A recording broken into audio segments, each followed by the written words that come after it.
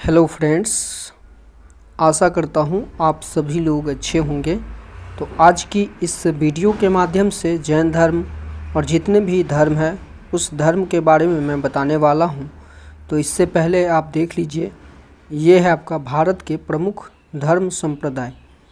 तो ये देखिए, आजीवक संप्रदाय के संस्थापक मखल्ली पुत गोसाल था और नितांत भौतिकवादी संप्रदाय के संस्थापक अजित केस कंबलिन थे और घोर अक्रियावादी के संस्थापक पूरन कश्यप थे। यत्र नार्यस्तु पूज्यते रमन्ते तत्र देवता नामक वाक्य मनुस्मृति से लिया गया है। अस्तो मासदगमय ग्रंथ ऋग्वेद से लिया गया है। कन्फ्यूशियस का मूल नाम कुंगफू था, जबकि शिंतो धर्म का संबंध जापान से। तो इस तरीक़ा से ये जितने भी क्वेश्चन मैं बताने जा रहा हूँ, ये आपका C TET, UP TET, S TET, SSC, bank, railway, किसी भी कॉम्पिटिटिव एग्ज़ाम में पूछी जाती है।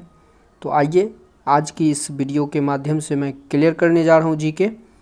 तो देख सकते हैं जैन धर्म। सबसे पहले जैन धर्म को समझिए। जैन धर्म के संस्थापक ऋषभ देव थे, जिन्हें प्रथम तीर्थकर कहा जाता है, जिनका प्रतीक चिन्ह सांड था। जैन धर्म के 24वें तीर्थकर हुए, जिनमें ऋग्वेद में ऋषभ देव व अरिष्टनेमी का नाम मिलता है। वहीं जैन धर्म के दूसरे तीर्थकर की बात करें तो अजितनाथ थे, जिनका प्रतीक चिन्ह हाथी था। जैन धर्म के तीसरे तीर्थकर संभवनाथ, जो घोड़ा। चौथे तीर्थकर अभिनंदन, जिनका चिन्ह कपि थे और संभवनाथ का चिन्ह आपका घोड़ा था। देखिए, जैन धर्म के 21वें तीर्थकर नेमिनाथ नीलकमल व 22वें तीर्थकर अरिष्टनेमी शंख थे। तो ये सब चिन्ह हैं जो भी मैं बता रहा हूँ आगे। देखिए, जैन धर्म के 23वें तीर्थकर पार्श्वनाथ थे, जिनका प्रतीक सर्प था, जिनको निर्वाण व ज्ञान प्राप्ति पारसनाथ पहाड़ी के संवेद शिखर पर हुआ। इस तरीक़ा से पार्श्वनाथ के पिता अश्वसेन व माता बामा देवी थी, जिन्होंने निग्रंथ संप्रदाय की स्थापना की। जैन धर्म के 24वें व अंतिम तीर्थकर महावीर स्वामी थे, जिनका प्रतीक चिन्ह सिंह था। जैन संघ से अलग होने वाले प्रथम व्यक्ति जामिल था और जैन धर्म अपनाने वाले प्रमुख राजा उदयन, चंद्रगुप्त मौर्य, खारवेल, अमोघवर्ष, गुजरात के सोलंकी राजा, ये सब थे। अब देखिए, आपका महावीर स्वामी के बारे में समझिए। तो महावीर स्वामी का जो जन्म हुआ था 540 ईसा पूर्व में वैशाली के निकट कुंडन ग्राम में हुआ और इनके बचपन का नाम वर्धमान और ज्ञात्री कुल के थे। कोई पूछेगा आपसे ये कौन सी कुल के थे, तो ज्ञात्री कुल के थे। ये सब चीज़ आपको ध्यान देना पड़ेगा। इस तरीक़ा से महावीर स्वामी के पिता का नाम सिद्धार्थ था और माता का नाम त्रिशला था, जो लिच्छवी नरेश चेटक की बहन थी। महावीर का विवाह यशोदा से हुआ। इनकी एक पुत्री प्रियदर्शना या अन्नोजा नाम थी। वहीं महावीर स्वामी को त्रिजुपालिका नदी के तट पर 12 वर्षों की कठिन तपस्या के बाद जम्भृक ग्राम में साल वृक्ष के नीचे ज्ञान की प्राप्ति हुई। इस तरीक़ा से ज्ञान प्राप्ति के बाद महावीर स्वामी जीन अर्थात निग्रंथ अर्थात बंधन रहित केवलीन व अहर्त कहलाए। महावीर स्वामी ने अपने प्रथम उपदेश राजगृह में दिया। महावीर स्वामी की मृत्यु 468 ईसा पूर्व में 72 वर्ष की आयु में पावापुरी में मल्ल राजा सस्तीपाल के महल में हुई। महावीर स्वामी के पहले अनुयायी उनके दामाद जामिल बने। प्रथम जैन भिक्षुणी चंपा नरेश दधिवाहन की बेटी चंदना थी। महावीर स्वामी ने अपने शिष्यों को 11 गंधर्वों में बांटा था। महावीर स्वामी के बाद सुधर्मन जैन संघ के प्रमुख बने। देखिए, ये एसएसटी सोशल साइंस में तीन से 4 सब्जेक्ट आता है, जैसे कि आपका हिस्ट्री, ज्योग्राफी, है ना, और आपका पॉलिटी। तो ये सब जो सब्जेक्ट आता है, ये सब समझिए एसएसटी आपका सीटेट एग्ज़ाम में पूछी जाती है।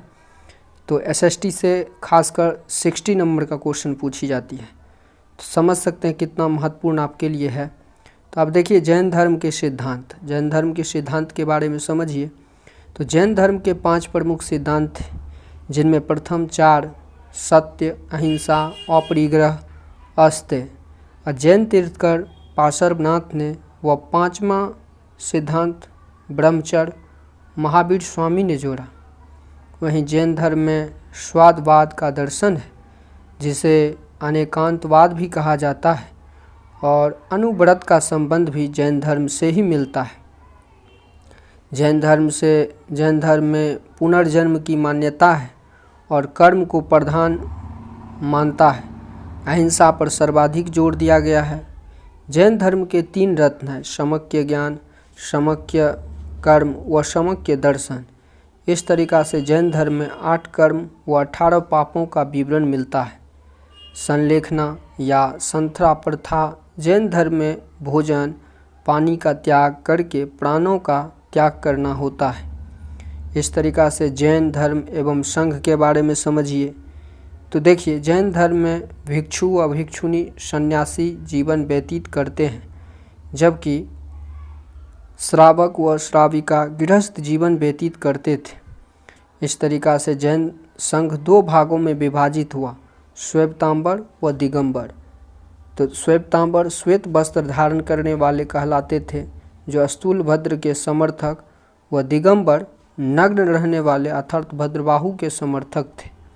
तो क्वेश्चन को घुमा फिरा के पूछ सकता है, इसलिए आप ध्यान से पढ़िए और समझने का प्रयास करिए। दक्षिण भारत में जैन धर्म का प्रचार प्रसार भद्रबाहु ने ही किया था। देखिए जैन धर्म में जैसे जैन धर्म से संबंधित संगीतियाँ हैं, समय, स्थान, अध्यक्ष। तो प्रथम जो आपका जैन धर्म 322 से 298 ईसा पूर्व में पाटलिपुत्र स्थान में आपका स्थूलभद्र उस वक्त अध्यक्ष थे। अद्वितीय जब हुआ था तो 512 ईस्वी में वल्लभी स्थान था और देवर्षि क्षमा श्रवण अध्यक्ष उस वक्त थे संगीतिया में। तो जैन साहित्य व स्थापत्य के बारे में समझिए।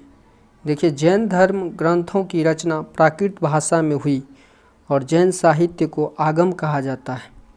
जैन धर्म ग्रंथ आगम में 12 अंग, 12 उपांग व 10 प्रकीर्ण है। जैन तीर्थकरों का जीवन चरित भद्रबाहु रचित कल्पसूत्र में है। भगवती सूत्र में महावीर स्वामी के जीवन व क्रियाकलापों का विवरण है, जबकि हेमचंद्र ने परिशिष्ट पर्वन की रचना की। मैसूर गंगवंश के मंत्री ने गोमतेश्वर में महावीर स्वामी की विशाल मूर्ति का निर्माण करवाया। राजस्थान माउंट आबू पर स्थित दिलवाड़ा जैन मंदिर का निर्माण गुजरात के सोलंकी शासक ने करवाया। देखिए राजस्थान की बात हुई तो राजस्थान की राजधानी जयपुर है। इस तरीक़ा से गुजरात की राजधानी आपका गांधीनगर है। खजुराहो में जैन मंदिर का निर्माण चंदेल शासकों ने, जबकि जैन जल मंदिर बिहार के पावापुरी में स्थित है और बिहार की राजधानी आपका पटना है और यहाँ के मुख्यमंत्री नीतीश कुमार जी हैं। जो प्रसिद्ध जैन तीर्थस्थल कर्नाटक के श्रवण बेलगोला में स्थित है और जैन मठों को वसादी कहा जाता है। तो इस तरीक़ा से और भी क्वेश्चन है जो आपके बीच में क्लियर करने जा रहा हूँ। देखिए बौद्ध धर्म के बारे में समझिए। देखिए बौद्ध धर्म, तो बौद्ध धर्म के संस्थापक आपका गौतम बुद्ध को कहा जाता है और कह सकते हैं कि लाइट ऑफ एशिया भी इन्हीं को कहा जाता है, गौतम बुद्ध को। देखिए तो गौतम बुद्ध का जन्म 563 ईसा पूर्व में कपिल वस्तु के निकट लुम्बिनी नामक स्थान में हुआ था और महात्मा बुद्ध का जन्म, ज्ञान प्राप्ति व निर्वाण तीनों वैशाख पूर्णिमा को हुए, जिसे बुद्ध पूर्णिमा कहा जाता है। तो बुद्ध पूर्णिमा के दिन ही महात्मा बुद्ध जी को ज्ञान की प्राप्ति हुई थी, जिसे वैशाख पूर्णिमा, जिसे बुद्ध पूर्णिमा भी कहा जाता है। कब हुआ था इनका जन्म? तो 563 ईसा पूर्व में हुआ था। किस जगह में हुआ था? तो लुम्बिनी नामक स्थान में हुआ था। तो यह सब चीज़ याद रखिए। देखिए महात्मा बुद्ध के पिता का नाम शुद्धोदन था, जो शाक्यगण के मुखिया थे, और माता का नाम महामाया था। तो जो महात्मा बुद्ध के जो पिता थे वो शुद्धोदन थे, शुद्धोदन इनका पिता थे। और किस ये गण से संबंधित थे, तो शाक्य गण से संबंधित थे और माता का नाम महामाया था। तो महात्मा बुद्ध का बचपन का नाम सिद्धार्थ था और इनका लालन पोषण जो है इनकी मौसी प्रजापति गौतमी ने किया था, क्योंकि इनके जन्म के कुछ ही दिन बाद महामाया जी की मृत्यु हो गई थी। तो इसलिए इनकी जो मौसी थी प्रजापति गौतमी, यही इनका पालन पोषण करके बहुत बड़ा की।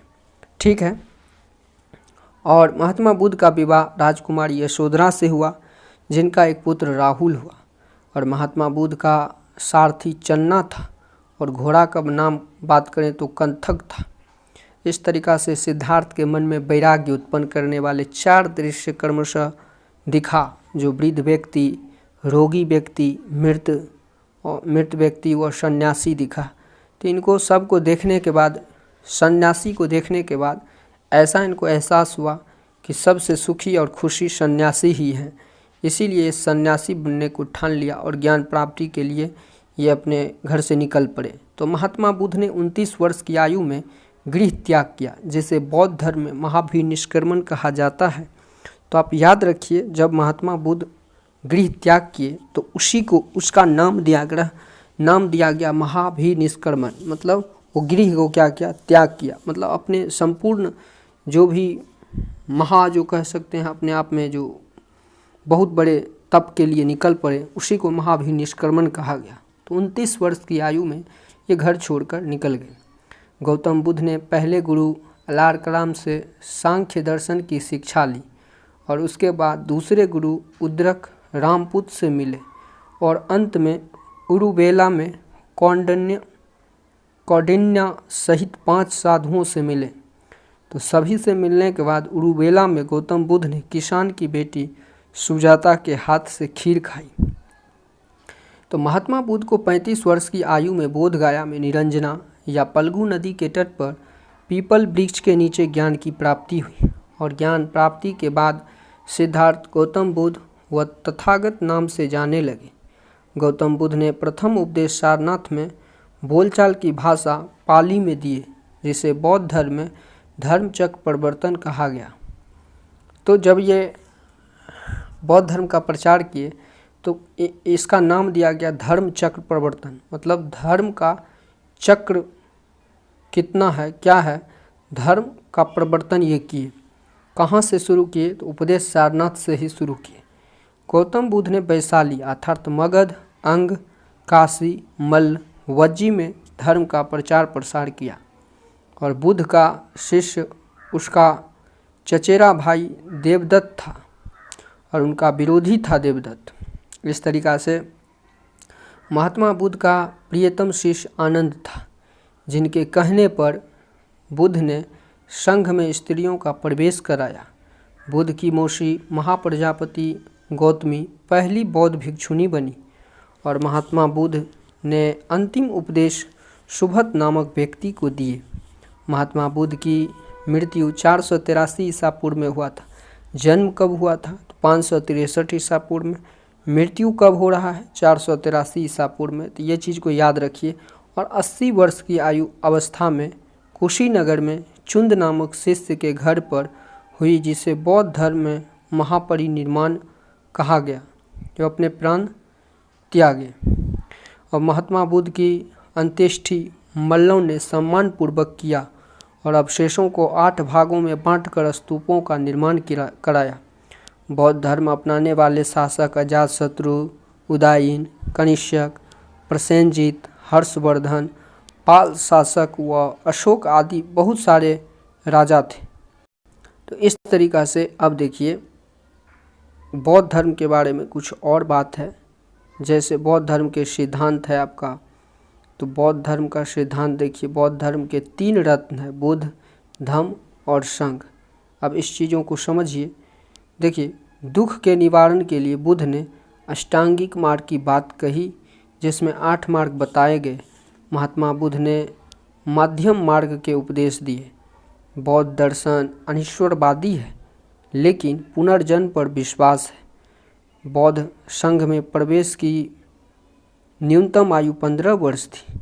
गृहस्थ जीवन में रहकर बौद्ध धर्म मानने वालों को उपासक कहा जाता था, जबकि बौद्ध सन्यासी को भिक्षुक कहते थे।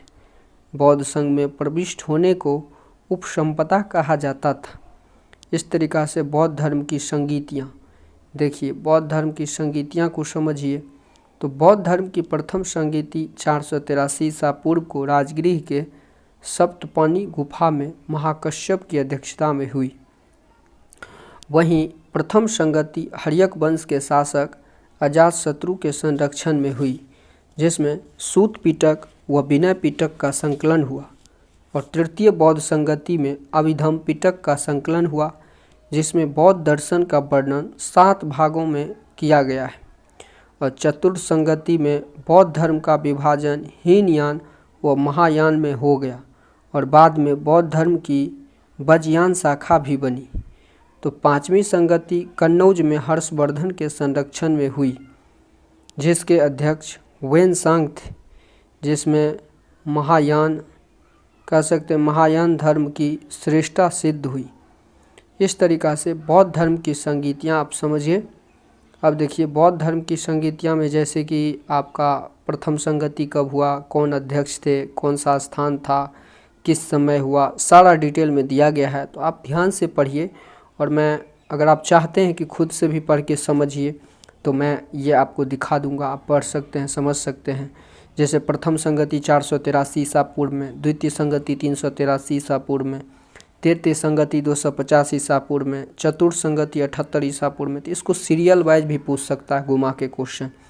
प्रथम संगति में स्थान कौन सा था, तो राजगृह। शासक कौन थे, अजातशत्रु। अध्यक्ष कौन थे, महाकश्यप। द्वितीय संगति जब हुआ था तो किस समय हुआ था, तो 383 ईसा पूर्व में। और स्थान कौन सा था, तो आपका वैशाली। शासक कौन थे, तो कालाशोक थे। अध्यक्ष कौन थे, तो शब्बकामी थे। इस तरीक़ा से तृतीय संगति 250 ईस्वी में हुआ और स्थान पाटलिपुत्र, शासक अशोक थे और अध्यक्ष आपका मोगल्लीपुत्तिश थे। चतुर्थ संगति की बात करें तो 78 ईस्वी में हुआ और कुंडल वन कश्मीर इसका स्थान है। कनिष्क शासक थे और वसुमित्र इसके अध्यक्ष थे। इस तरीक़ा से बौद्ध साहित्य के बारे में समझिए। तो बौद्ध साहित्य देखिए, त्रिपिटक की रचना पाली भाषा में हुई है। सूत पिटक, विनय पिटक व अभिधम पिटक। तो सूत पिटक में बौद्ध धर्म के उपदेश संकलित है, जबकि विनय पिटक में भिक्षु व भिक्षुणी के आचरण संबंधी नियम है। अभिधम पिटक का महत्वपूर्ण भाग कथा वस्तु है, जबकि जातक कथाएं महात्मा बुद्ध के पुनर्जन्मों की कथाएं हैं। मलिंदपन्हो ग्रंथ में यूनानी शासक मिनांडर के प्रश्न व बौद्ध आचार्य नागसेन के उत्तर संकलित है। बुद्धचरितम की रचना संस्कृत भाषा में अवघोष ने की, जिसे बौद्धों का रामायण कहा जाता है। तो इस तरीक़ा से मैं चाहता हूँ कि आप बोर ना हो। अगर बोर हो रहे हो तो आप मुझे कमेंट में ज़रूर बताएं, ताकि मैं उसका सॉल्यूशन आप लोगों के बीच दे पाऊँ। जब आप बोर होते हैं तो फिर कंटेंट मुझे देने में प्रॉब्लम होती है। तो आप बोर ना हो, इस हिसाब से आप मुझे कमेंट करें कि मुझे 10 मिनट की वीडियो चाहिए या 5 मिनट की चाहिए, तो मैं वो भी दे सकता हूँ। और मैं लंबा इसलिए ले जाता हूँ कि आप कॉन्सेप्ट को जल्द से जल्द क्लियर करिए, ताकि किसी भी कॉम्पिटिटिव एग्ज़ाम में बैठने के बाद आपका कॉन्सेप्ट दोबारा रिवीजन हो। तो ज्ञान अनंत है और आपका सिलेबस भी समझिए तो एक तरह का अनंत ही है। तो सिलेबस को बार बार जब आप पढ़ेंगे तभी आप कुछ समझ पाएंगे। इस तरीक़ा से अब देखिए, विशुद्ध मार्ग की रचना बुद्ध घोष ने की, जो हीनयान धर्म का प्रमुख ग्रंथ है। और नागार्जुन बौद्धाचार्य ने शून्यवाद का प्रतिपादन किया, जो माध्यमिक दर्शन से संबंधित है। इस तरीक़ा से भारत में अन्य प्रमुख धर्म है, तो वो भी मैं इस वीडियो के माध्यम से बताने जा रहा हूँ। तो आप देख सकते हैं, जैसे कि आपका शैव धर्म हुआ, तो शैव धर्म शिवलिंग का प्रथम उल्लेख मत्स्य पुराण में मिलता है। और वामन पुराण में शैव संप्रदाय के 4 भाग हैं: पशुपत, कपालिक, कालामुख और लिंगायत। तो भगवान शिव की प्राचीनतम मूर्ति गुड्डी मुल्लम लिंग आंध्र प्रदेश के रेणुगुट्टा में मिली। और शैव संप्रदाय में सबसे प्राचीन पशुपत संप्रदाय था, जिसके जनक लकुलिस को माना जाता है। और कपालिक संप्रदाय के इष्ट देव भैरव को माना जाता है। लिंगायत संप्रदाय दक्षिण भारत में प्रचलित था, जिसे जंगम भी कहा जाता था। कालामुख संप्रदाय के लोग शरीर पर भस्म लगाते हैं और गले इंसानी खोपड़ी पहनते हैं। नयनार संतों ने पल्लव काल में शैव धर्म का प्रचार किया, जिनकी संख्या 63 बताई गई। इसी तरीक़ा से आपका भागवत धर्म या वैष्णव धर्म कह सकते हैं। तो देखिए, छांदोग्य उपनिषद में सर्वप्रथम कृष्ण को देवकी का पुत्र और अंगिरस का शिष्य बताया गया है। मत्स्य पुराण में विष्णु के 10 अवतारों का उल्लेख मिलता है, जिसमें सर्वाधिक लोकप्रिय वराह अवतार था। यूनानी राजदूत मेगास्थनीज ने कृष्ण के लिए हेराक्लीज शब्द का प्रयोग किया था और नारायण शब्द का सर्वप्रथम उल्लेख शतपथ ब्राह्मण में मिलता है। इसमें भगवान कृष्ण के पुत्र प्रद्युम्न और पौत्र अनिरुद्ध का विवरण भी मिलता है। इस तरीक़ा से भागवत धर्म या वैष्णव धर्म की बात है। ईसाई धर्म में देखिए क्या है। ईसाई धर्म के संस्थापक ईसा मसीह का जन्म जेरूशलेम के निकट बेथलहम में हुआ था। ईसा मसीह के जन्म पर क्रिसमस त्यौहार मनाया जाता है। ईसा मसीह के पिता जोसेफ व माता मेरी थी और एंड्रूस व पीटर नामक 2 शिष्य थे। ईसा मसीह को रोमन गवर्नर पेंटियस ने 33 ईस्वी में सूली पर चढ़वाया था। ईसा मसीह के मृत्यु या पुनर्जन्म को ईस्टर रूप में मानते हैं। इस तरीक़ा से ईसाई धर्म के बारे में समझे। अब समझिए, ईसाई धर्म को 2 शाखाएं हैं, जैसे रोमन कैथोलिक व प्रोटेस्टेंट। तो ईसाई धर्म का प्रमुख ग्रंथ बाइबिल और पवित्र चिन्ह की बात करें तो क्रॉस है। आप देखे होंगे ब्लेड जैसा क्रॉस का चिन्ह कहीं लगा हुआ, उसमें फ़ोटो टंगा हुआ है उनका, ईसाई जी का। और उपासना स्थल को गिरजाघर कहा जाता है। इस तरीक़ा से पारसी धर्म है। तो पारसी धर्म में देखिए क्या सब है। पारसी धर्म के संस्थापक पैगंबर ज़रथुस्त्र ईरानी थे और पारसी धर्म का पवित्र ग्रंथ ज़ेंद अवेस्ता है। पारसी धर्म के अनुयायी एक ईश्वर अहूर को मानते हैं। पारसी धर्म के अनुयायियों को अग्नि पूजक कहते हैं। यहूदी धर्म के बारे में समझिए। तो देखिए, यहूदी धर्म का उदय फिलिस्तीन में हुआ, जो हिब्रू कबीले के मूल धर्म था, और वालिंग वॉल का संबंध यहूदी से है। यहूदी लोग अब्राहम को पितामह मानते थे, जिनके पुत्र जैकब को इजराइल कहते थे। और यहूदियों का धर्म ग्रंथ तोराह व तालमुड था। यहूदियों का प्रार्थना स्थल सिनेनाग कहा जाता है। यहूदियों के पुरोहित को रबी कहते हैं। यहूदी अनुयायियों पैगंबर मूसा को अपना प्रमुख मानते थे। इस तरीक़ा से इतिहास में बहुत ऐसा काम हुआ है जिसको आप सुनकर चौंक जाएंगे। तो इस्लाम धर्म के बारे में समझिए। देखिए, इस्लाम धर्म के संस्थापक हजरत मोहम्मद साहब थे, जिनका जन्म 570 ईस्वी में सऊदी अरब के मक्का में कुरैशी कबीले में हुआ। और हजरत साहब के पिता अब्दुल्ला व माता अमीना थी और इनका विवाह खदीजा नामक विधवा से हुआ। मोहम्मद साहब की पुत्री फातिमा व दामाद अली हुसैन थे। हजरत मोहम्मद साहब को 40 वर्ष की आयु में 610 ईस्वी में मक्का के पास हीरा नामक गुफा में ज्ञान की प्राप्ति हुई। इस्लाम धर्म का पवित्र ग्रंथ कुरान है। 24 दिसंबर 622 ईस्वी को हजरत मोहम्मद ने मक्का से मदीना की यात्रा की, जिसके बाद हिजरी संवत आरंभ हुआ और मोहम्मद साहब की मृत्यु 632 ईस्वी में हुई, जिन्हें मदीना में दफनाया गया। और पैगंबर हजरत की मृत्यु के बाद इस्लाम धर्म सुन्नी व शिया में विभाजित हो गया था। मोहम्मद साहब की शिक्षाओं पर विश्वास रखने वाले को सुन्नी और दामाद अली हुसैन के अनुयायियों को शिया कहते हैं। इस तरीक़ा से हजरत मोहम्मद साहब की जीवनी इब्न इसाक ने लिखी। और मोहम्मद साहब के जन्म पर ईद ए मिलाद उन नबी पर्व मनाया जाता है। मुसलमान प्रत्येक दिन में 5 बार नमाज पढ़ता है और हिजरी संवत में वर्ष लगभग 354 दिन का होता है, जिसके 12 महीनों में प्रथम महीना मुहर्रम, दूसरा सफ़र, जबकि 9वां महीना रमज़ान होता है। इस तरीक़ा से भारत में मदीना पश्चिम दिशा की ओर पड़ता है और मक्का की दिशा को कबीला कहा जाता है।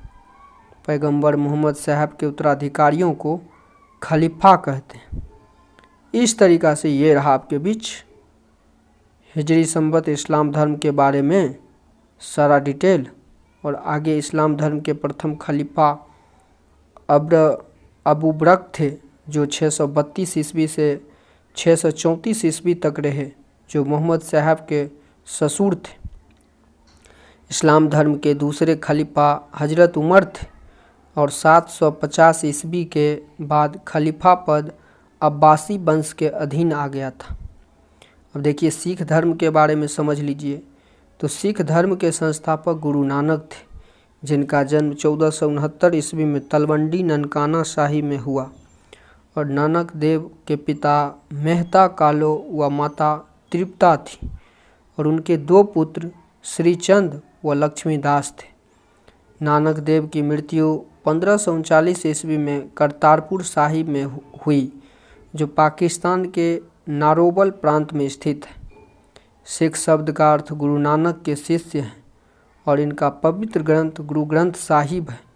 वो गुरु नानक देव ने लंगर प्रथा शुरू की थी, जो अभी भी प्रसिद्ध है। और गुरु नानक के शिष्य का नाम बाला व मर्दाना था। सिख धर्म के दूसरे गुरु अंगद हुए और इन्हें गुरुमुखी लिपि का जनक माना जाता है। तो गुरुमुखी लिपि के जो प्रवर्तक हैं वो गुरु अंगद को माना जाता है, तो याद रखिए। और सिख धर्म के तीसरे गुरु की बात करें तो अमरदास थे, जिन्होंने सती व पर्दा प्रथा का विरोध किया था, वो थे अमरदास। और सिख धर्म के चौथे गुरु गुरु रामदास थे, जिन्होंने अमृतसर नगर की स्थापना 1577 ईस्वी में की।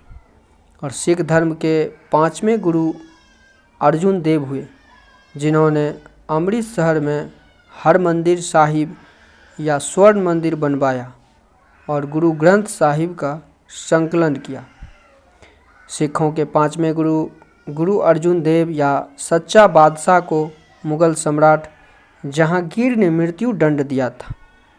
सिख धर्म के 6वें गुरु हरगोविंद सिंह और 7वें गुरु हर राय और 8वें गुरु हरकिशन थे।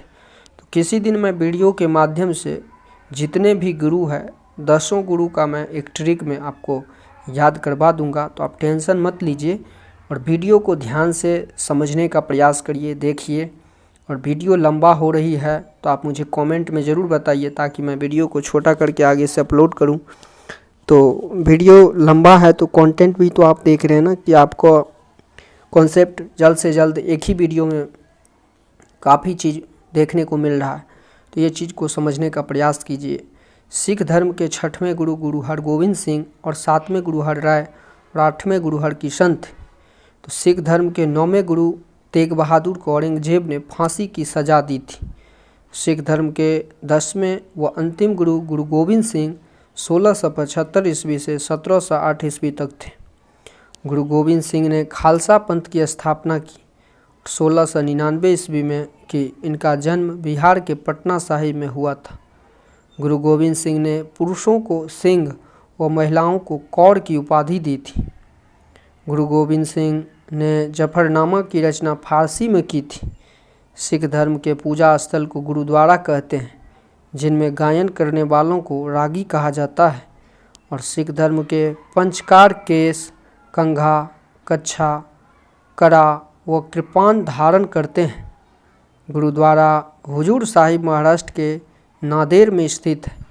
सिख धर्म के 5 प्रमुख केंद्र को तख्त कहा जाता है: अकाल तख्त, हरमंदिर साहिब, हुजूर साहिब, पटना साहिब और आनंदपुर साहिब। इस तरीक़ा से ये 5 आपका ये तख्त है, समझ सकते हैं। अब देखिए कुछ और है, इनकी डिटेल मैं बताने जा रहा हूँ। तो जैसे कि यहाँ देख सकते हैं कि भारत में नदियों के किनारे बसे प्रमुख शहर का नाम, तो वो भी आज समझ लीजिए इस वीडियो के माध्यम से। तो सूरत जो है ताप्ती नदी के तट पर बसी हुई शहर है। नई दिल्ली, आगरा, मथुरा ये सब यमुना नदी के तट पर है। अहमदाबाद साबरमती, कन्नौज गंगा नदी, उज्जैन आपका क्षिप्रा नदी, इस तरीक़ा से कोलकाता हुगली नदी के तट पर बसी हुई है। नासिक नांदेड़ जो है ये गोदावरी नदी के तट पर, जबकि लुधियाना की बात करें तो ये सतलज नदी के तट पर बसी हुई शहर है। और हैदराबाद आपका मूसी नदी के तट पर बसी हुई शहर है। और चेन्नई जो है ये अडयार नदी के तट पर बसी हुई शहर है। विजयवाड़ा आपका कृष्णा नदी के तट पर है, जबकि श्रीनगर झेलम नदी के तट पर बसी हुई शहर है। अयोध्या सरयू नदी के तट पर बसी हुई शहर है। कटक महानदी, कानपुर पटना जो है गंगा नदी, गोरखपुर राप्ती नदी, और इस तरीक़ा से आप देख सकते हैं लखनऊ जैनपुर जो है गोमती नदी, गुवाहाटी ब्रह्मपुत्र नदी, ग्वालियर कोटा जो है ये चंबल नदी के तट पर बसी हुई है। हल्द्वानी काठगोदाम गौला नदी के तट पर स्थित है। इस तरीक़ा से औरंगाबाद आपका कोयना नदी के तट पर बसी हुई शहर है। पुणे मुठा नदी के तट पर बसी हुई है। मदुरै बेगाई नदी के तट पर बसी हुई शहर है। पणजी मांडवी नदी, बेलूर यांगची नदी, राउरकेला ब्रह्मणी नदी, बद्रीनाथ अलकनंदा नदी, और जबलपुर भरूच नगर जो है ये नर्मदा नदी के तट पर बसी हुई शहर है। इस तरीक़ा से ये आपका यूनेस्को के मैन एंड बायोस्फीयर कार्यक्रम 1971 के तहत सूचीबद्ध है। तो उसे भी आप देख सकते हैं। नीलगिरी 2001, मन्नार की खाड़ी 2001 में सूचीबद्ध हुआ, सुंदरबन 2001 में, नंदा देवी 2004 में, नोकरेक जो है 2009 में हुआ था सूचीबद्ध, पंचमढ़ी 2009 में। तो ऊपर में क्या लिखा है देखिए, यूनेस्को के मैन एंड बायोस्फीयर कार्यक्रम 1971 के तहत सूचीबद्ध हुआ था। तो इसमें जो है आपका सिंपली पाल है 2009 में, अचान कमार है 2012 में, बड़ा निकोबार है 2013 में, अगस्त मलाई जो है 2016 में है, और कंचनजंगा 2018 में, पन्ना आपका 2020 में। तो इस तरीक़ा से यूनेस्को के मैन एंड बायोस्फीयर कार्यक्रम 1971 के तहत सूचीबद्ध किया गया था। तो ये भी आप समझ गए, बहुत अच्छा से समझ गए ये सब चीज़। और विश्व में प्रथम के बारे में मैं आगे की वीडियो में किसी दिन आपको कॉन्सेप्ट को क्लियर करूँगा।